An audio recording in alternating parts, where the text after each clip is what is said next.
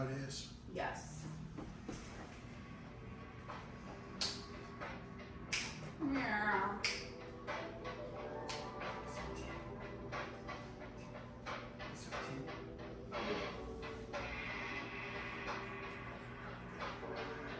I've heard that. Yeah. Whack. Mic check. 1 2 1 2. Welcome, ladies and gentlemen, to Been Around the Block podcast. We are on episode 10. This is Bradley Nemo Sparks. It's Christopher Hotbox Ross. Brittany Nicole Roberts. Brooks. Nice. Hey, Brooks. My name's Wyatt Pitt. Hey, Wyatt. Hey. Today we have a very special guest. As you can see, we just said his name. Wyatt Pitt. Yeah, that's right. You got it right. Yes. That was really hard to pronounce. So, kind of like podcasting on a budget, because I mean, we are in your living room, Wyatt. We are, yeah. It's freshly mined too, so it's not quite as decorative as I'd hope for, but And I personally don't spend a whole lot of time out here unless we're doing shit like this. yeah. And Wyatt, I do want to thank you for, they don't know how much of a big importance of this podcast that you are, but you're also a big importance of my life. Oh, I appreciate that. You're a big importance in my blushing. heart, too. I'm blushing. Me too. You guys' conversation is a little bit more R-rated before this. I don't know that that's true. Okay. Yeah. I like it. PG-13. Keep Not going. bad. Yeah, that's What much do you want better. to do to each other? Like you were saying before the podcast started. Something about your cakes. I don't recall. I have no idea. I plead the fifth. I was waiting for that. 1, 2, 3, Nice. 4. How old are you, right? Did you say right? Oh my. Yeah. I'm just real country. Right? Hang on, right? Right, the Wyatt Pitt. Wyatt the Wyatt Pitt. Yeah, There you go. I love it. I'll be 22 in a couple weeks. Holy shit. Yeah. Oh, is he the youngest person we've had on this? He's the youngest person we know. I'm pretty much the youngest person every room I step into. So, how long do you have sober, Wyatt? 2.5 years. Going on So 3. you got sober before you could legally drink. I've never had a legal drink. Wow. Yeah. That's good. Yeah. It's my favorite thing to tell people too. You know, it's super good. Like, I only wish I'd have gotten sober at that time. Yeah. You know? I do too, but you know, they say it takes what it takes, and I don't regret the past. No, Yeah, man. I mean, you can't. Nothing. Do you wish you did more drugs and alcohol longer? No. Mostly because there towards the end I wanted to paint the ceiling with my brains every single morning, so not really. Say more. Like what? Like kill yourself? Yeah, pretty Okay. much. Yeah. I didn't want to live anymore. Unalive. Yeah, I mean, yeah, this yeah. isn't. That's more proper. Yeah, I want to unalive myself. Yeah. I think that's actually grammatically correct Yeah. as well. Oh, shit. Sure. Culture. So is this like questions or do I just go on the street? Well, We're going to do both. Yeah, we just kind of, we're going to ask questions in the beginning just to kind of warm the audience up, but you will go into your story. Okay. Or you can just go into whatever. I'm just here for the ride, man. Fuck yeah. But I like to ask a random question, and it's not going to be the same one. And then we also had the question from the last guest. Do you remember it? I do. What? You don't? See, no, that's why we got you though, Brittany. That's why. No, y'all were like, don't remember. Brittany, I want to explain something to us. We are the most, organized people you'll ever meet. And we actually got in trouble for not communicating earlier today. Yeah. We got our ass whooped. Would you imagine men don't know how to communicate to the woman? They can communicate to each other, not to the other. Well, I mean, we all understood in the group text. I'm so sorry to the whole woman community for all of you. Yes, And I just want to apologize for every single one of us. By that he means he's not Give going us to a do shit moment. about Can we have a it, moment but of he's sorry. silence? But okay, back to Wyatt, guys. The question now- was, The question was, have you ever ran in a marathon? I have not. No. I've done a 5K when I was in like 3rd grade. Isn't that a That- marathon? That's No. impressive. No, I did a 5K in like 30 minutes when I was 9 years old. That's very impressive. Yeah, and then Were I you quit. adopted? No, Oh. no. I grew up. I have both parents in my life. They're still married actually, which is pretty uncommon these days. Yeah. In October, they will have been married for 23 years. Damn. Yeah. So, I was in the wedding. As a baby? No, I was in my mother. So, do you think that I'd like to still stay on family. Well, we still need to ask him the question. do you think you can beat Chaz Dawson in a race, In a foot race. in a foot race? How far? 100-yard dash. Maybe not 100, maybe 40 though. We got a sprinter in the house. Yeah, Okay. short distances are better. We're I play gonna- baseball. So the most I ever had to run at one time was like 360 feet. We're gonna test your skills. We're gonna definitely test your skills. Do you- Obviously not. What is the outside people called? Outside people, Of the baseball? Outfield, audience. Yes. the outfield. Thank you. Outfielders? I played in the outfield. I Oh. played everywhere. So being as young as you are, do you find it like in the recovery rooms? Do you find yourself to be kind of an outcast? Because it seems like, I mean, most people You get can't sober be in and they're- recovery. Most, you know what I'm didn't saying? even- Yeah, like, you know, the old school guys will be like, you know, you need to go out and get you some more experience, you know. Oh, you mean just like when I step in a room and there's a bunch of crusty old dudes in there? I mean, yeah, like most people get sober literally in their 40s. Yeah. Well, no, I don't feel that way. Maybe a little bit initially, but then again, who I kind of started running around with were also younger cats in recovery, and so that kind of opened my eyes to, well, I might just find my crowd, and then in doing so, naturally, I think I like older people anyway. Yeah. So just with what they have to offer, all the more days around the sun than I have. Yeah. You know what I So mean? you're wise. You're like an old soul. I have been called that before. Do you feel that? Yeah, sometimes. Do you listen to Barry White? No, I don't listen to Barry White. Would you like to? Come on. Come on. Let's get it on. So I'm still trying to circle back to the question Tara had. Oh, yeah. Come on, Brittany. You Oh, remember. Tara. Yeah, she had a question. Yeah, she had a question specifically for you. And you're going to be asked to give a question for Yes. And the you have next to guest. interpret it. I'm Oh. nervous. Remember? Did you have- explain to him who our next guest is? He knows. No, they're not supposed to know that. Oh, I do know. No, he doesn't. He does know, We are but not- they're I not don't. supposed to. That's I not the definitely point. don't know. Okay. He lives here. What do you want? What do you want? That's the question. Mm. Have you ever seen the movie The Notebook? I sent him that gift, and I was like, just a hint Yeah. for the podcast. He's like, I don't know what this fucking means. No, I did not swear. He didn't say fucking. I did not swear. I He don't was- swear. He just felt like, bitch, you're stupid. I think he was born when the Notebook came out, I y'all. was confused. When did the Notebook come out? 2004?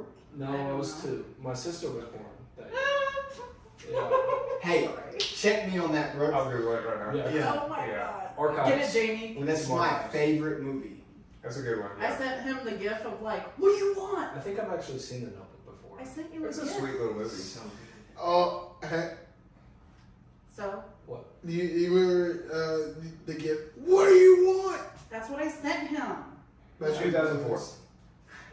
Welcome, Chris. Yeah. My brain doesn't work the same way as everyone else's.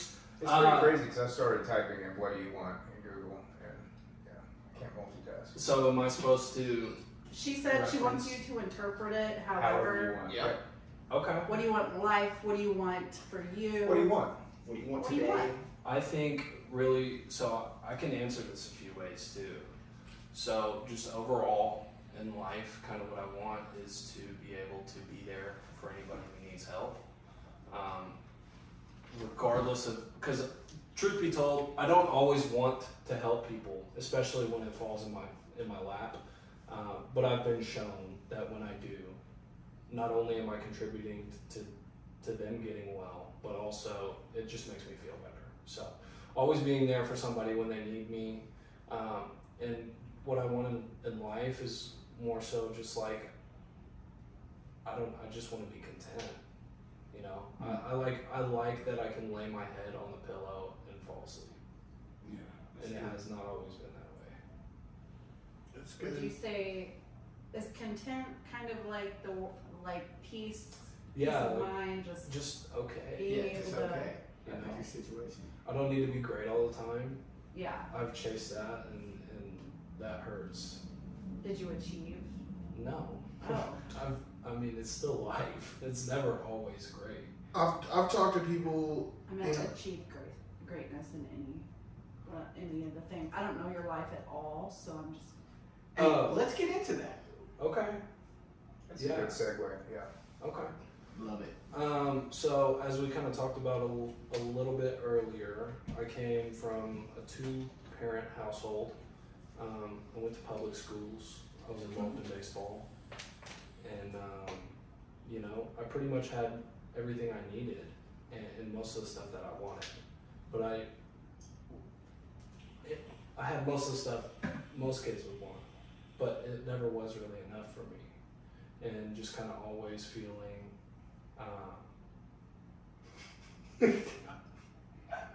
Nothing. Sorry. It's Brittany's fault. I blew it. What? Back to me. I vaped, I guess. My audience. I never felt okay. Like there was always a piece missing for me. Skin never really fit right. You know, I always just sought belonging amongst friends, and I always could find different groups of friends that offered different stuff. Not particularly drugs and alcohol, but I mean, I was in honors classes and stuff when I was going through school. I did well in school, but I just never could really find my crowd, just because I always just internally kind of felt different. But I used sports and stuff as an outlet. I got actually pretty decent at baseball. Had an opportunity to go play at Randall University and more, but I chose a different path. And so I did not end up going to school. I chose the scale instead. And so I started moving weight, and did that for a little bit. But kind of getting into drugs and alcohol, I took my first drink when I was 12. And then from there, smoked weed a little later, and then I started getting into Xanax, and I would take my mom's whole script. After she brought it home from CVS, I'd swipe it, and she'd ask me where she put them. Damn. And then I told her if she didn't take so many, she'd remember. Oh. Yeah. Gaslighting. Just to give you an as a idea. motherfucker. And you can have seizures detoxing off of those. Yeah. And I sold them too, but I loved the way Xanax made me feel. It kind of quieted all voices. Yeah. Did you have blackouts? All the time. Did you like to steal when you I were loved to steal. Oh, I stole on blackouts too. I didn't Listen, that's his Xanax thing. Here's the thing though, is I What kind are of you- liked stealing before taking Xanax. Right. Okay, yeah. Just because of the thrill. I still like stealing. Nemo hates me.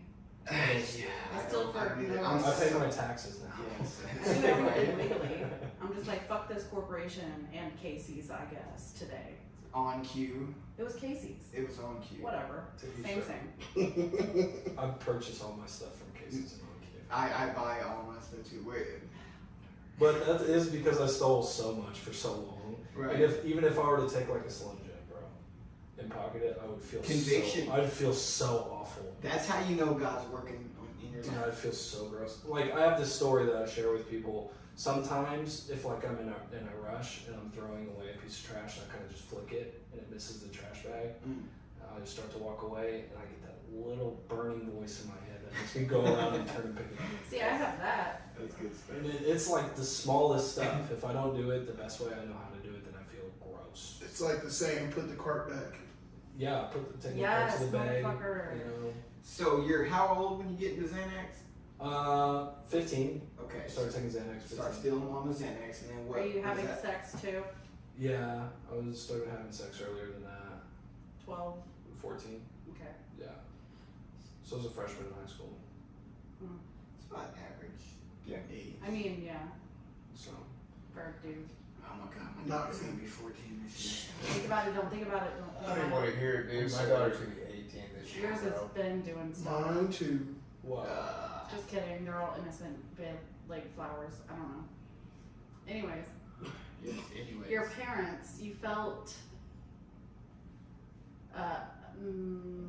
you couldn't find, I don't know, something that people from different groups could provide. Sports were an outlet. Drugs were, I guess, the fill you couldn't find. Yeah. So they kind of, drugs and alcohol kind of just made me feel whole and complete.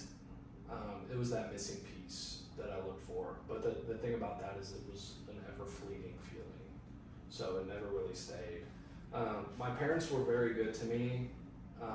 They really, they struggled for a while once I started getting into everything because I would kind of use them, weaponize them against. It's a miracle that they're still together. That's a testament to their love for one another.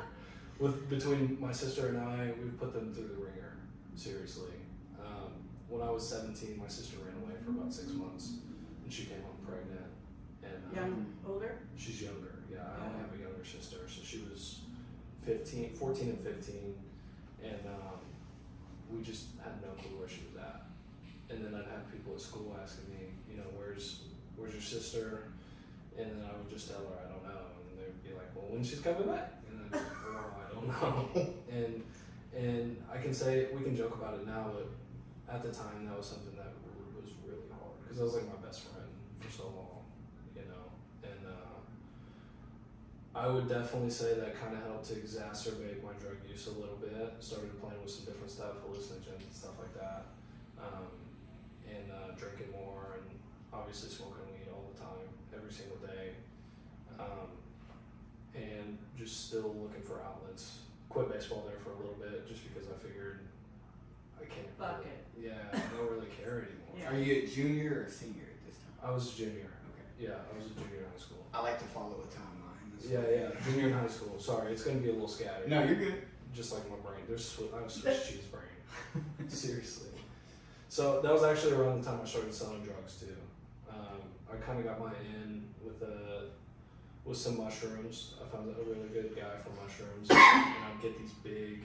Are y'all still living in Moore at this time? No, I've never lived in Moore. Oh, okay. I grew up in Bethany. Yeah, you said you had an opportunity to go to college in Gotcha. Yeah. Gotcha. That's what it is. Yeah. Okay. So I live in Bethany, went to Putnam City schools, So economically,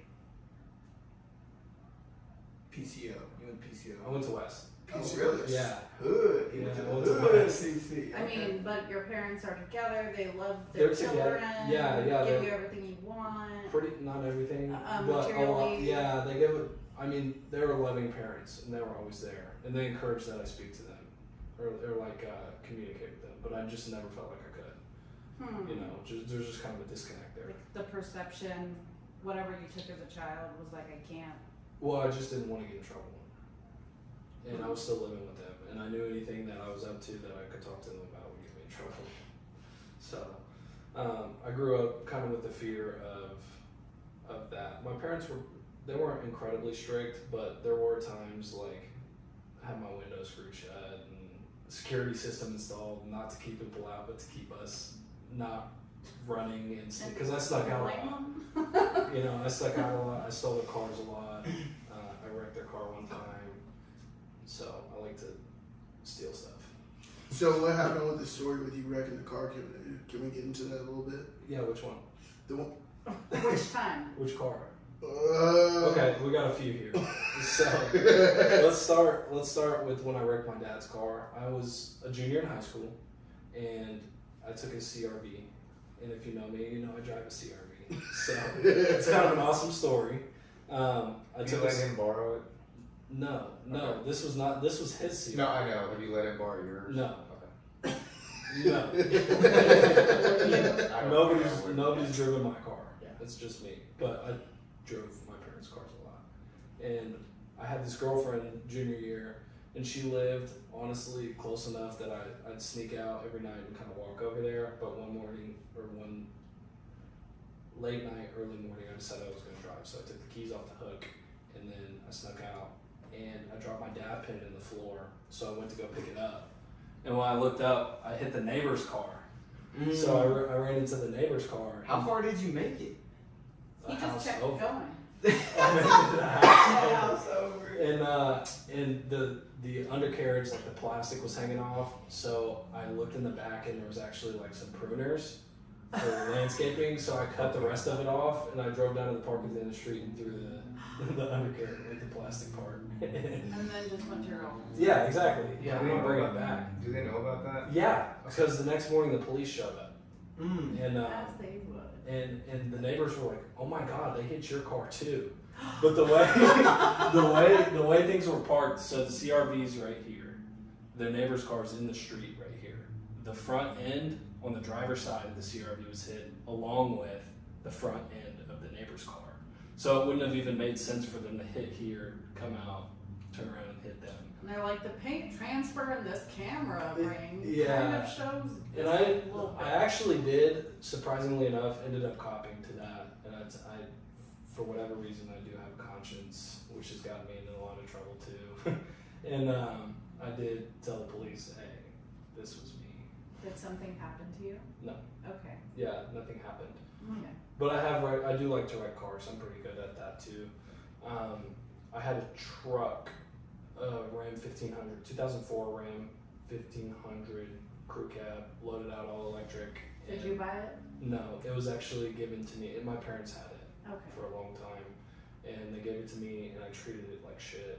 And one time on 23rd in Meridian, I had a bag of mushrooms on me I just bought. I told my parents I was going to Popeyes to get a sandwich, which I was. I went and got that sandwich. It was when they first came out. This is like 2020, so I'd already graduated. And It was so long ago. yeah, I don't have that many years. I know. I'm sorry. So I'm sorry. it was long ago. In your life. Hey, that just means you're gonna have more years doing the right thing. Man, I sure Of hope Popeyes. so. I sure hope so. Yeah. So I got my Popeye sandwich, and I had 2 zips of mushrooms in the truck with me, and I pulled out, and I got T-boned by a lady, and 23rd right there is nasty. it's you know like where Dee and stuff is Yeah, over there. I was oh, pulling yeah. out right there, yeah. and it got wild. Were you getting a wig? No, Oh, no, I have been in beauty shops before though. as. Didi's is a discount store. Dee is like Oh. Ross, not as nice version of Ross. That was that It's like- weird store. It's like Tops and Small thing Bottoms. is CC's. Yeah. Oh, Tops and Bottoms is CC's actually is right decent. next door. No, CEE. Oh, I don't know. It's hair. No, just See, go away. DD's is like the better version of Tops and Bottoms, and they're actually right next door to each other. Yeah, Dee is like a tier below Ross. I'm gonna go there. Yeah, Let's go. it is below Ross. Yeah. Yeah. Ross TJ got Maxx too is above expensive. Ross. Yeah. There's a Burlington hierarchy Provider. there. Hey, those are my stores though, man. I love them. I didn't get popped with those mushrooms though. I don't know how. I was so scared. Maybe that's what sold it. Was like I was actually scared because I just got T-boned. So you never really faced any like Law. criminal Oh, I did. consequences? I did the second time I wrecked my truck. I got it fixed and then I wrecked it. Actually trying to take my life. Mm. Oh. Yeah, and that's an interesting story too. Let's go So into it. yeah, at this point, I mean, was it drugs? Was it a girl? Was it? Yeah, kind of All the both. above? Yeah, I was in a really toxic relationship, and you know, I was on a bunch of drugs. I was doing amphetamines daily, all the time. Super emaciated. I was like 100. Amphetamines or methamphetamines? Amphetamines. Okay, Yeah. so you were like So, like, smoking Adderall. No, so I was doing a lot of Molly. A lot of Molly. Okay. I was So doing is like Molly considered an amphetamine? Yes. yeah. Yes.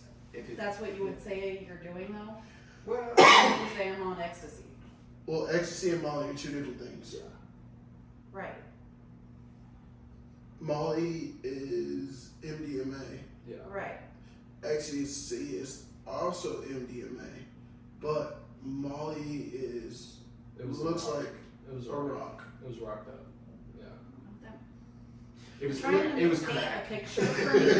We just Uh, call It it. looks like Molly. crystal meth. I don't know what they look like, my guy. except seen so crystal? meth is kind of Never shardy. seen the drugs. Meth is Except shardy. on Molly's more intervention rocked on up, but not like a crack rock. I'm saying like chemical compound. I You're don't saying know. amphetamine, but it was ecstasy. I'm not a scientist. MDMA. And never mind. Anyway, I was eating about a gram of Molly a day, so I was severely. For 100 140 pounds, which I was right on- now you're what? like 200. Damn. So I'll show pictures after. 140? Yeah. And how tall are you? Like 5'11" ish. Oh, That's. you look bigger. Uh, Like you look taller. I mean, people that are 5'11" look tall when you're Oh. short. I don't know. I'm looking up that too. So. yeah, so it was the girl, it was the drugs, it was everything. I just got kicked out of my parents' house because they caught me selling drugs in it. And I had a nephew at the time, he was about 18 months old, and he had access to reach everything, you know. And so I got into, this was probably about midnight on a Tuesday in Bethany around 50th and Rockwell area. And so it's pretty dead around this time. Yeah. It's in July, it's pretty dead. Cops everywhere though. And so I saw some leading up to this, you know, I was really high on acid. I took it way too much. And the people I was with, I kind of saw, and it sounds so fake, but I swear it felt very real. I saw kind of their eyes get bigger, their eyebrows started pointing down, and they had this, you know the animated version of the Grinch, the smile that crept over their face on real people, and so it was terrifying. Were you sleeping? No, it was on LSD. You was hallucinating. Have you ever seen the movie Smile? Yes, it was kind of like that. Yeah, He's like, yeah, totally relates. it was. Yeah, it kind of was like it was. That is terrifying. creepy as fuck, actually. When you see it on a real person in front of you, it's terrifying. And so at that point, I just said, God, you know, make it stop. I'm in. Take me off this earth. I'm done with this. I can't go anymore. And so I got in the truck. I started driving, and I saw some headlights, and I was like, okay, that's how I'm gonna go. I'm gonna do about 50, no seatbelt on, and then the second pair of lights, I swerved into them, and it wasn't quite a head-on collision because they veered off a little bit, but then after impact, this woman starts screaming, and she's just screaming in agony, and I get out, and at the time, my best friend's girlfriend is the one I got in a collision with. I just met her like a few weeks prior. Wow. On a dead night in Bethany, Oklahoma. And then my best friend was tailing her for whatever reason, and he popped out and he was like, what the fuck?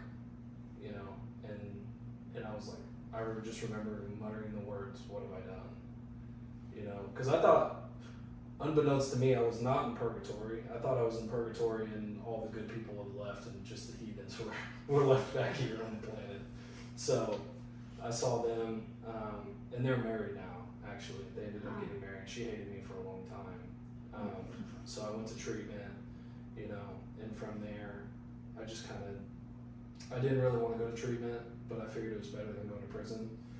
Was that the option given to you? Yeah, because I also in the truck had 46 hits of LSD, so just shy of a trafficking charge. That's not considered. No, it's not trafficking. What? If I wouldn't have done acid, I would have gotten a trafficking charge. But I didn't get trafficking, I just got a distribution charge and a DUI. And I went to Oklahoma County on acid. So no charges for the crash? No, they just give you DUI? No, they give you DUI, but I think what they put on the citation is failure to devote full time and attention. Wow. Yeah. So you go to Oklahoma County, do you bond right out? I bonded out, yeah. My parents combed my room, rightfully so. They didn't know if the police were about to knock on the door with an infant in the home. They found all my drug money and they paid my bond with my drug money. And for our listeners out there, Oklahoma County is one of the worst county jails to go to. Yeah, it's pretty rough. And LSD, I imagine, did not make it any better. It was a terrifying. Did you make it up to a floor? Yeah, I Yeah. went to, I want to say 10. Right. So just like processing still, but I was Was in it the 10th where everybody goes? Yeah, I'm not sure because I bonded like pretty immediate, but not fast enough to not be eaten up by bed bugs and nasty stuff. Well, I think you're talking about holding, right? Yeah, Well- yeah, not everybody goes to 10th floor. Well, Oklahoma County now, ever since COVID started, they started having quarantine floors on 4A and 4B. It's quarantine, and then up on 10C is quarantine also. They have 3 quarantine pods. They did last time I was there, and that was 2021.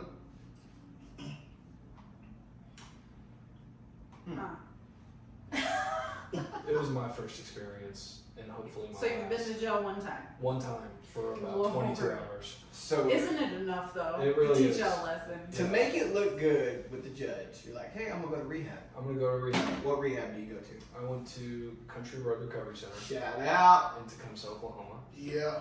for 90 days, and I stayed all What's 90. in Tecumseh? Do you guys like go out to the river and do the beauty of nature? And No. stuff like that? No, actually, they do some pretty cool stuff now called experiential therapy. They basically take them on hikes and stuff, take them to ponds, like Okay. bonfires. It's actually That's pretty good. cool. So how long were you there before you were like, man, this recovery thing might be good? It Or took did me that about work? 45 days. So about halfway through, I realized, and I looked around and I was like, I never want to come back to a place like this. Like, it's not a bad spot or anything. It's actually very nice from what I've seen comparatively. But just being in like an institution setting like Right. that, Yeah. I was like, I never ever want to make it back to a place like this. And I looked around and there were people that had been there previously, and there were people that So had been many times. other spots a lot. And I just kind of put 2 and 2 together, like, this is not going to get any better, dude. And people are saying it's not even as good as how you walk through the door. I was like, okay, it's not going to get any better at all. Wise words. Yeah. So about halfway through, and then they talked to me about sober living and stuff, and I was like, that's another thing I really don't want to do. Sign me up. You know what I mean? Clearly, I don't know what I'm doing. Right. Look, I'm in rehab. Look, I'm a baby. Yeah. I'm in rehab at 19, which takes some work.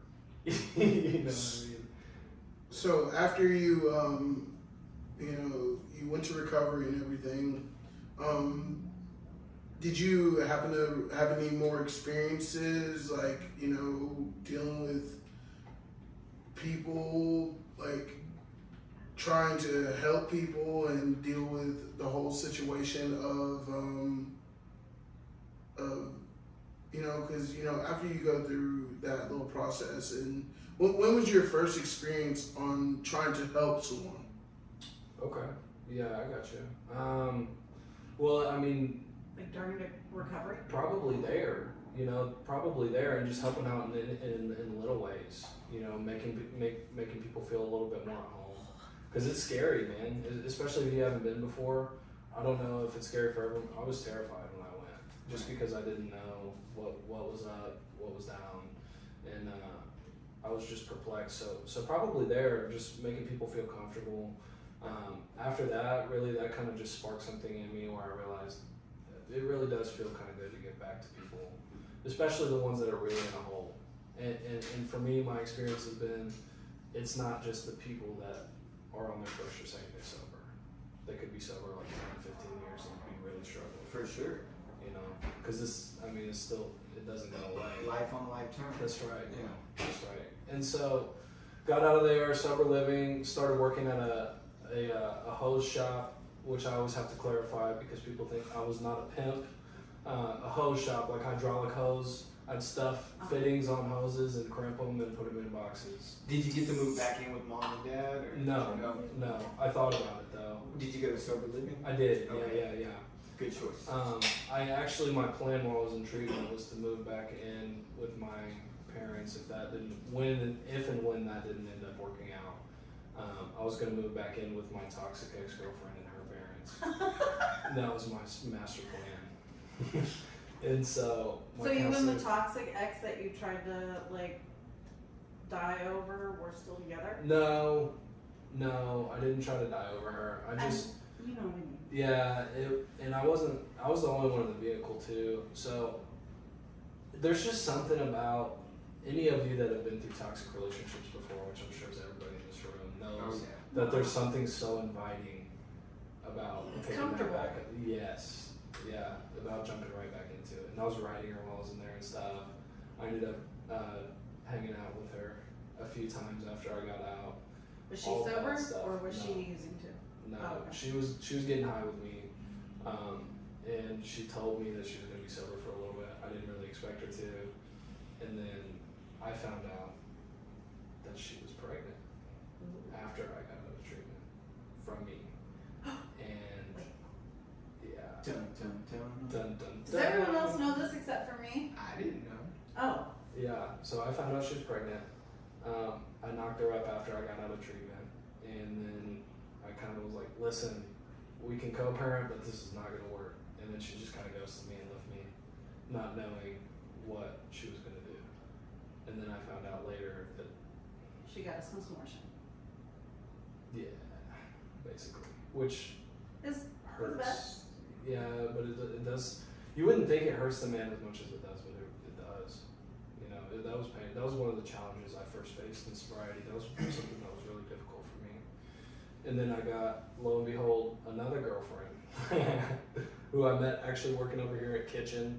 When I took that job a few months into being in sober living and stuff, so I was working 7 days a week, attending, you know, my 12-step fellowship meetings and hanging out with my guys, and had this girl, and you know, just kind of fell head over heels for her. And somewhere along the line, I ended up quitting Kitchen and walking out of my host shop job. And so I was unemployed, didn't have a car, had a girlfriend. She was basically kind of supporting me, still paying my rent at the sober house, but you know, she ended up just saying, okay, well, I can't do this anymore.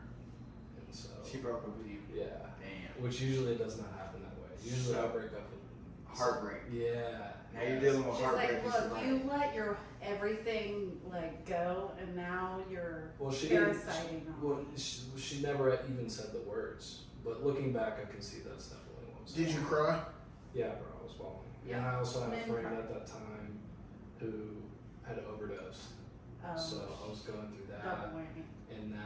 and then you know I ended up getting a job opportunity at Country Road, which is the rehab I went to, and I started that, and I was still kind of beat up over everything, of course. And I found out a couple months later, she just hit me up and said, hey, we need to talk. The most recent girlfriend said, hey, we need to talk. I was like, all right, well, call me. Don't just text me that. Like, my heart's racing right now. Right. And so she was like, you know, basically just ended up telling me that she had had a miscarriage. Oh. So I got hit with those, you know, the Did three she piece. know? Is that why she broke up with you, or? I don't know if she knew at the time. I never have really gotten into that with her. So you but didn't get to actually talk to her. no, and I didn't find out about the miscarriage until months after. So I was just kind of in the dark. So it kind of just hit me right when she. So you get hit with this 3-piece. How do you deal with that in recovery without drinking or using? It's hard, bro. What did you do? I was fortunate. Fortunately, I was plugged in. You know, I had a fellowship about me who brought me in. I was honest with them. I told them what was going on. Told them I was So you really talked concerned. about it. Talked to people about it, and you know, I started working on myself. Started going to the gym, which is not a substitute for those listening. It's not a substitute, but it definitely doesn't hurt. You know, and just kind of threw myself into recovery and what that looked like and helping people. You know, and at the time, all I really wanted to do was sit and stew and feel sorry for myself. Mm-hmm. You know, but I chose to finally get up and take some action and do some stuff I didn't want to do. See, I call those tests. And me early in my recovery, I got hit with a 3-piece too, you know, and I leaned heavily on my brothers in recovery. But like you said, man, I had tools in the bag, you know, from working the steps, you know, and man, it's just for people in recovery listening, if You don't are have not to be in recovery for steps. true, but if you are not actively working your steps, jump into them. What are you waiting for? I promise. The cool part about them too that I found in my story is they trump just drugs and alcohol. Like, you can apply them to any facet of your life. Facts. And it will always get better. Facts. Every single time. And it doesn't seem like it would, you know. For me, I just gotta apply the principles that I learned Consistency. to everything. Time. You know, whether it be at work or within my relationships with family or friends or whoever, you know, and that's stuff that I'm working on even today. And Or just self-reflection. yeah, or just look at, you know, taking an inventory of myself and seeing where I'm at, looking at the facts. Mm-hmm. So you mentioned that, you know, you took your job at Country Roads. Yeah. Whenever you first got into it, what was because I knew you, and I've seen a light come on that turned a light on in me in my life and stuff like that. When did that super, you know what I'm talking about, that super light, the light that made it where you Run shit. No, it made him take that. He was always doing good. It just made him take that next fucking step that just The level. pushed him over. He's always on this level up now. It's never. I've not seen you plateau. I've seen you build and build and build and build, and you know, I really don't get influenced by people that are younger than me, which is very rare. But you're one of those people that I've met in recovery, and I see you continuously building. So what kept you? I mean, what pushed you to that next level to continue building? Well, first, I appreciate your kind words. And I don't know, man. I think for me, what it always ends up having to happen is I have to face some hardship Yep. before I get into wanting to do anything differently. Pain brings Dude, motivation. and that's what I need. I need to hurt. The uncomfortability. Same. If I don't hurt, I will not learn. And That's how the brain works. And so that I think that's what it's truly what's done it, and I think just a big part of it too is the consistency, doing stuff when I don't want to, and just being hungry. Yes, hungry. And not always looking for ways to improve. Yeah. You know, because I'm not ever gonna have. It's never gonna be exactly how I want it to be, and that's a good thing. Loving myself where I'm at, and still wanting more. You know. Wise words. So Tater tot. in your recovery, what part humbled you the most? Everything I've heard so far. Yeah, I mean, are you asking about just generally? Just in speaking? general, like what kind of made you? Because I know you're not a judgmental person. I know that personally myself. What? Yes, an ego. Yeah, well, we both have egos. Yeah. Everyone has He's ego. like the younger version of me. That's like We're twins. we've literally talked. When we first met each other, it's like one of the things we talked about. Couldn't stop touching each other. We like trying to break people down to where they feel this small. Yeah, That's a bad Chris, trait. you and I have talked, especially early on. We talked about how we like to talk shit. You know, and we do. We like to stir the pot, and it's never in a It's fun. judgmental way. It's just, you know, Cracking the shit. It's like trying to figure out where a person really is. And y'all both work at Country Roads, huh? yeah, Now Yes, they we do do. together. Do y'all see each other all day? all the time. All day. All I actually the talk time. to him probably more than I talk to a lot of people that work there. I love seeing Chris, but I never act like And I'm blessed, and man, seeing the people who pushed me to that next level, and seeing that, you know, I have my down days. I know he has down days, but when you see that person, it's like, you know, like that Budweiser commercial, like, what? That's what I feel when I see him. The You cool know, you part- gotta say nothing. I mean, not to plug Country Road again, but Please do it again. the cool part that I really enjoy about work is that almost everybody's in recovery there. You know, so everybody gets it. Even when you're having hard days, they see it, they acknowledge it, they ask what they can do for you, or they'll just give you space if that's what you need. You know, Oh, nice. and that's like, it's unlike any other place I've ever worked, because it's based in solution. You know, Yeah. but to answer your question about kind of what tore me down and humbled me the most, I think really just learning that, more so accepting that I couldn't do it by myself. You know, that was probably the hardest bite to swallow. Because for me, I'm pretty strong-willed, and if I put my mind to something, I can get it done. But this was just one thing I couldn't leg. You know, Mhm. Powerless. that's it. powerless is like it's hard. Like reaching out to somebody and asking for help has been one of the toughest things I've ever had to deal with, and I still have issues with it to this day. I talk to these guys whenever I do have like a little issue, and that's a hard step for somebody your age. Yeah. Well, I wanna trot back to my story real quick. Let's do this. So I got into that wreck with that girl, right? And so I started to get plugged in, like I was talking about, and going to the places I said I would be, doing that consistently over and over and over. And what we don't realize when we get sober, for me, I didn't realize this, I don't want to speak for everybody, is people watch us, especially early on. People watched me, and I didn't know. I always had this idea, this grandiose idea that everybody's looking at me, but it wasn't like that. You know, Right. it's like people are watching to see what I'm gonna do, and you know, I got into this line of work and stuff, and my buddy reached out to me, my buddy at the time, and he reached out to me and said, "Hey, dude, my mom's really struggling with this. I don't know what to do."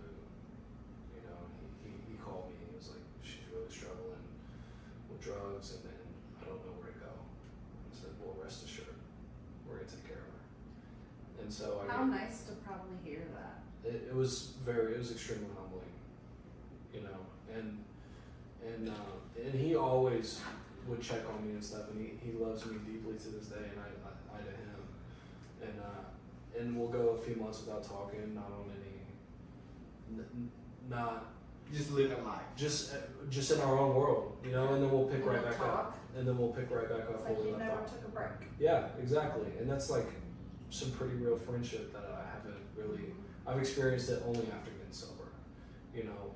And anyway, when he called me about his mom, he said, you know, Emily and I are engaged now because he had just proposed. I said, yeah, I saw him on Facebook, you kneeling on the beach, and he was like, how would you like to be the best man at my wedding? Dun, dun, dun. Man, that's good. And I just, Look at God work. I was at a loss, dude. And I'll tell you, the ego works both ways because I didn't feel worthy of accepting that. And but I did. I told him I was honored. You know, and I went, and I was the best man at his wedding. I had a fun time, bachelor party, all the boys are drinking. I'm just cracking bones. We're getting loose. I'm sipping Topo Chicos and playing dominoes and, of course, talking shit, you know, and just having a good time. And How do you have a good time sober when? I think you have to learn how. How do you learn? You mix with it all starts with connection. You have to have connections. What if you're awkward? I have more fun sober. You have to throw yourself into uncomfortable situations, especially when you see people having fun. You know they're sober. You ask if you can come along. Nobody's gonna tell you no. Nobody gatekeeps fun and sobriety. That's what I've learned. You know, everybody wants the more the merrier for real. For real. You know. So just ask. Yeah. People having fun. And that awkward feeling you're feeling when you go, don't think there's not a bunch of other people feeling the same way. Even if they seem like they're having Yeah. fun. And you kind of learn, you make friends. Like mirror, You let kind of, loose. maybe. Yeah, and it just happens at some point. It's like it just comes on effortlessly. You know, like me and Chris. Me and Brooks. We just chop it up and have a good time. We had a blast right before this podcast. We did invite I you. mean, Wyatt. no I one. was invited. Yes, I was He invited. had to do laundry I because was he doesn't fully have a. everybody I talked to, I'm open. And I think what that is just like I can't keep secrets anymore, man. I've tried keeping secrets while being sober, and it's just. Isn't it just easier to be honest It's- all the time? Yeah, and then you Says learn. the girl that was stealing from On Cue. I didn't say I'm not stealing. No shade. If they would have been like, hey, did you steal that? And I'm like, well, oops. And then I would have paid for it, but nobody cares because they ain't getting paid. The thing But is, the corporation. the thing about being honest too is you're so afraid. For me, I'm so afraid of being judged if I tell the truth, And then every time I do, I'm met with love. It's like someone's gonna find out who I really am. Yeah. Yeah. And they know already. Right. Because Because they you're do. honest. Yeah. Yeah. But So it's an irrational fear. yeah, of course. Okay. Pretty much all my fears anymore are irrational. Yes. You know, So because judgment. I'm always taken care of. Every time. Amen. Every time. I like that. It's never not been okay. It always ends up okay. She can't wrap her head around that. No, it's just I feel like because you have support that's outside of family, and then you have recovery, like I don't know, support a community or whatever. It helps. That just sounds. That's like a lot of support. Yeah. So if you're someone that doesn't have like just a baseline family, like I don't know, you're not living in a city you're from or don't have friends, it just seems like it'd be really a lot more difficult to navigate, to have that, I don't know, feel safe, comfortable, whatever. Anybody not have that, I guess? Well, two of these guys sitting here aren't from here. I don't really mean the not from here. I mean like just not having family. His family's Are we? in here. Can we talk about? Well, Well, I mean, you have said family. your Yeah, I mom got- passed away. I have family, yeah. Yeah, all my family's in Tulsa. So, and This is my there's family. stuff going on. This is my family. What Yeah. a family. I can see what you mean, Brittany. Yeah. And I can imagine, and I'll say this, that before getting sober, having been here and having had a family still, I've never been more alone. Yes. And I will say, Yeah. Boom. I will say too that anytime I needed anything and I picked up the phone to call somebody, nobody answered. And now I get irritated. Right? That's so real. Hey, when Kevin Gates said, sick and tired of my phone ringing, man, I feel that. Yeah, and I work in admissions at the rehab too, so it's all the time. And don't get me wrong, I'm grateful to do it, but sometimes that phone gets real heavy and hard to pick up. People need help. They do, 24 hours a day. Admission, please. Yes. Mr. Sir. Yeah. I just had a guy from Detox call right before this podcast. Yeah. I have a question for everybody. And I don't know, Brooks hasn't talked about it, so I don't know if he does, but I'll ask anyways. You sponsor people. How many sponsees do you have? It kind of just depends on how many are Right calling now. me. Well, Depends on how many people Yeah. are calling you? yeah. And I say that just because it's a very fleeting. Fluctuate. Look, you can have 10 sponsees and only 2 of them are doing the work. Yeah. So, I mean, like, Right, I got a solid one right now. Solid one? Yeah. yeah. Okay. Just Chris? one that's active. I have about 4 that work really hard at their program, and I got another 6 that are iffy. Jesus Christ. I'm pretty busy. All I have is 1. And because I'm at a point in my life now to where if I can't give you the time, I'm not going to tell you yes. It's a disservice. Yeah. Yeah. I won't do that to you. Take less, Chris. Take less. 10 is a lot. I try to give them as much time as I would like people to give to me. But my sponsor, he's one person that if he can't talk to me at the moment, he'll figure out some time to make some time for me. And I Right. would do my sponsees. Okay. Do you sponsor? So the last sponsee that I had actually call me was on Christmas. So, but I've had like 4 or 5 guys I've sponsored that, again, Life got once it good. gets to a certain step, Life got good. and then they all of a sudden they don't want to do the work. Yeah. That's just, and I'm not gonna 12 stomp anybody. No, 12 stop. Yeah, Yeah, That's there's, funny. there's no way I'm gonna do that. I will say too, It's on you. I encourage sponsorship 100%.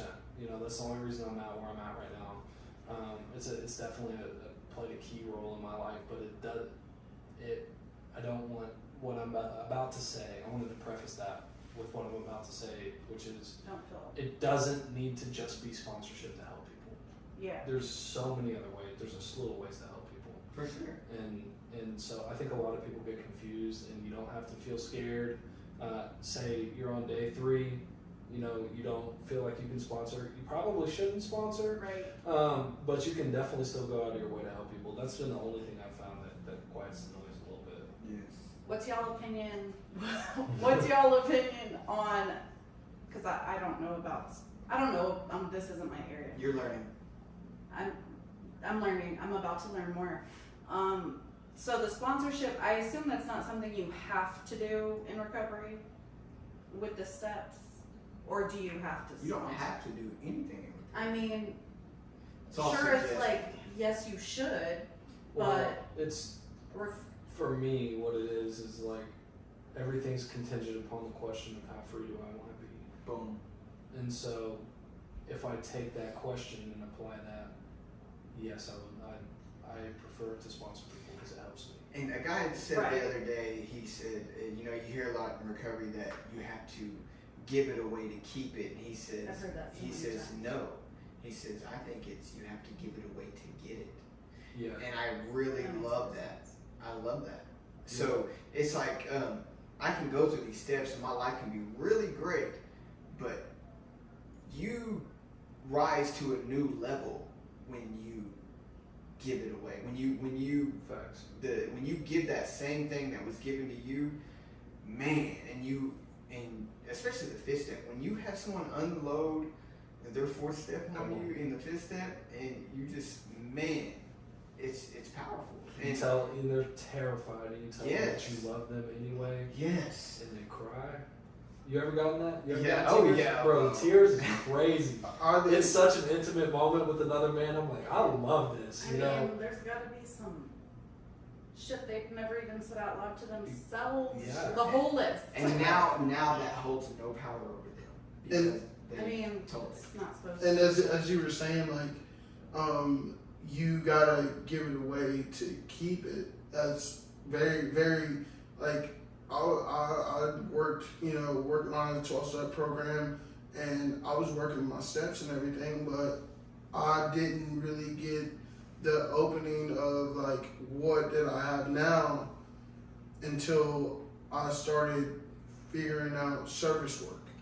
Come on. Yeah. And not just service work, you know, you can do other things. You know, you don't have to be the guy. Service work is like a big umbrella. Yeah, and it's helped me open up to things like this and things of like meeting people like Nemo. I met Nemo one day and I was like, "Hey, what's up, dude?" He was like, "What's up, man?" I was like, "Yeah." Dude, I've moved so many people's houses since getting sober. Well, you're young. Seriously. Your body should be used Yeah, for that. and I always have a minimum requirement of feed me. Some pizza. Yeah, that's Yeah. legit. Give me some Red Bulls and some pizza, and we'll Red package Bulls you and up. pizza. Learn how to You actually sew moved my and- house, didn't you? I don't think I moved your house. I moved Terry and Cassie though. Oh, I helped with that one. Yeah, that was a fun one. Do you have a take on the Service work thing? no, like the sponsors, like having to be a sponsor since I guess the last person So I like called with was my a current job, I work with everybody's in recovery, so it's kind of the same thing.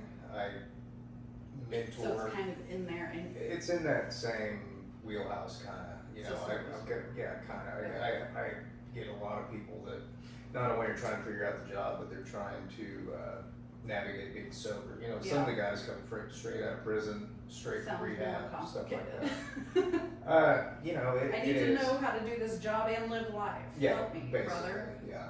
Okay. And yeah, That makes sense. so. Okay.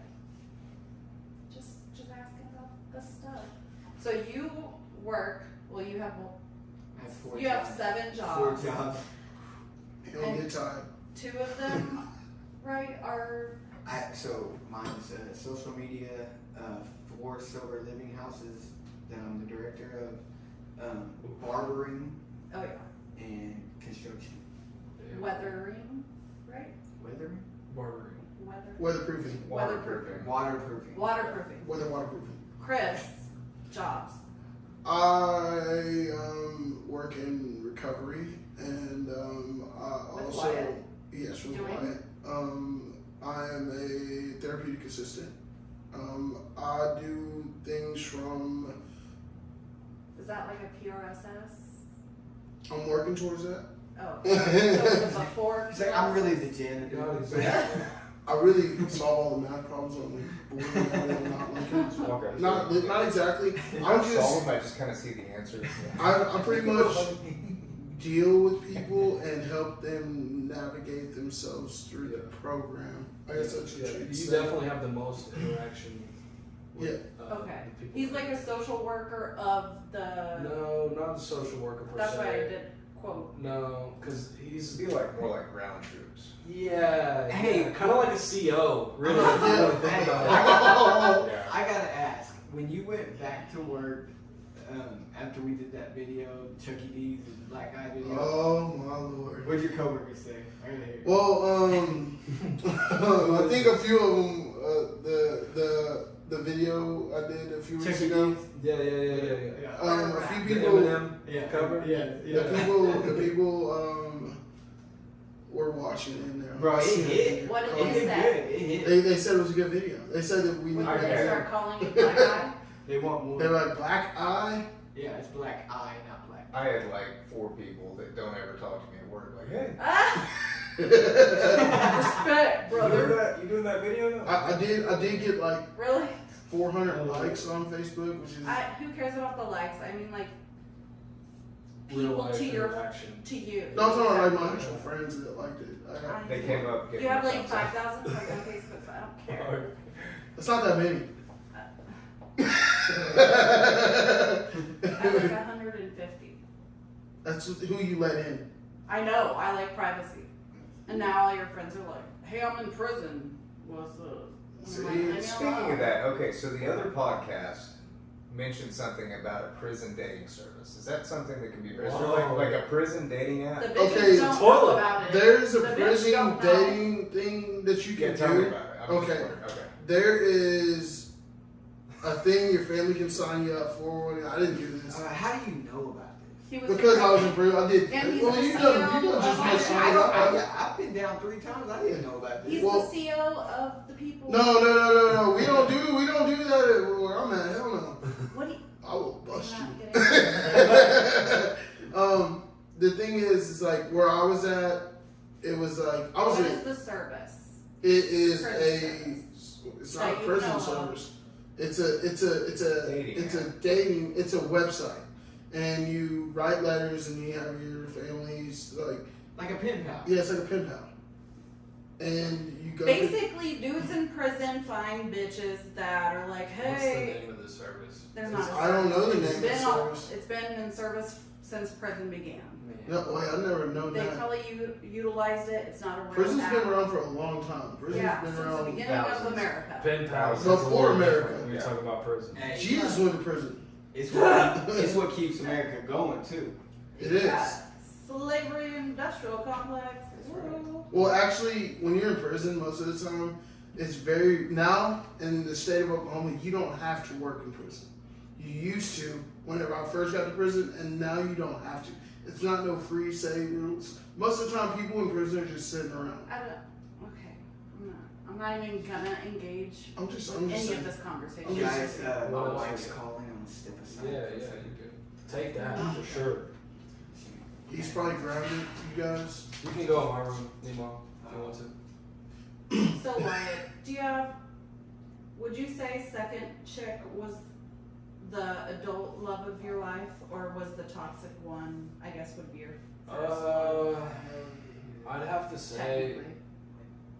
between the two of them, the second one definitely hurt more. You know. It was real, or Yeah, that's honestly that's probably the most painful breakup I've ever been through. I are don't know you if it's- single? Yeah, Okay. yeah. And me and you have had conversations about, being single and stuff like that. And, Which sounded like what? well, it was just like, what, like, are you looking for this? Are you looking for that? How did it feel the last time you did this? How did it feel the last time you did that? And he So you pretty much compared broke it down in stories? no, we didn't compare stories. It was just Oh. like questions that you asked. It was almost kind of therapeutic. Yeah, it was in a way. really good. It was like we got to sit there and talk to each other for like 20 minutes about something that I really. Your experiences. Yeah, Yeah. yeah, and I think a lot of what that conversation was, if I remember correctly, which remember I got Swiss cheese brain. So, Eh. a lot of it for me, I know I don't want to speak for you, but it's just like I need to really learn who I am and learn how to love myself completely before I can give myself to someone else. Learn what I care about too. Learn what I'm looking for. I want to have a lot of the qualities that I want in a partner. Right. You know, and so for me to jump in kind of preemptively, that's just as I've tested a means of destruction. You know, for all parties involved. So. Yeah. I mean, just for the record, you don't have Swiss cheese brain. Your brain doesn't stop developing until you're 25, and you are just a sponge right now. I am. You're a sponge. You're not Definitely. a Swiss. Okay. Sponges have holes in them too. You good, Nemo? But I mean, Can you come back next week? Well, it's not Mother's Day, but are you grounded? Is next week Mother's Day? No, 2 no, weeks. it's the 5th. Cinco de Mayo. Okay. Oh yeah, I can come not on Mother's Day, but yeah. Mother's Day, I we're not do. doing anything. I am coming next week. So- I am gonna. Are we closing right now? This is, I guess, discussion afterwards. Oh. Am I asking my Well, question? great then. Yeah, so what's the question that you have for the next guest? Oh, do we have a list of ones that have been asked? I don't want to ask the same one twice. I doubt I it's doubt gonna be it. on It there. doesn't matter because Okay. it's an impersonation. I want to know what has been the most difficult thing you faced in sobriety, and what were the means you used to kind of get through that. That's a good one. Thank that. The And remember means- that, Brittany. I Someone write it literally down. Put it in listened notes. to this after multiple times, actually. So, okay, well, but also. I had a good time.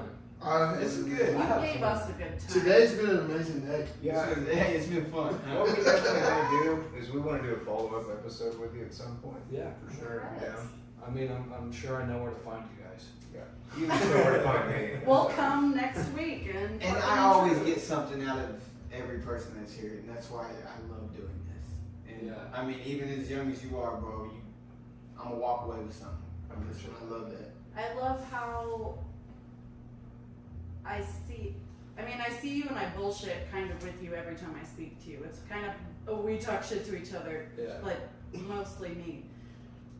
I feel like you're more of a normal person now. I wouldn't say that. You're more of not normal. Normal isn't real. So. I have layers like everybody Of else. course, you have know? layers, but I didn't know them. Layers I got to my some sponge. layer today. Yeah. It Yeah. was a nice layer. Yeah. And don't bleep that one part out about the chocolate milk. We're gonna cut I have it written down. that. Is that what you went and ran and did? My boy, come on. Ah, you guys. Wyatt, I'm super proud of you for your progression in life. I'm proud of you too. And I want you to know that you inspired hundreds of people. And hopefully you inspired thousands of people from what they've heard from you today. So share it. So I will share. I'm Share it. definitely going to share No, I'm it. telling you. I'll share it on Facebook. Now, It'll reach all 260 of my friends. Yeah, 150 and more. I'm gonna go home before I Get some trouble. Oh, you okay? Yeah. All right. Well, Appreciate you, Wyatt. Brooke Yeah. loves you, Chris. love you, bro. All of us. Thank you guys for Have having a me. good day. Thank you guys for being on Happy Been Around the Sunday, Block. bye. Alright, see you guys next week. Next week. Bye. Boom. Sounds good now. Why are you in trouble? Everything. I was supposed to, because she assumed that we were gonna do the podcast earlier. She didn't take I'm gonna make sure. So kind of like my assumption. Yeah, both you women, man. I swear. No, it's It's always all women. just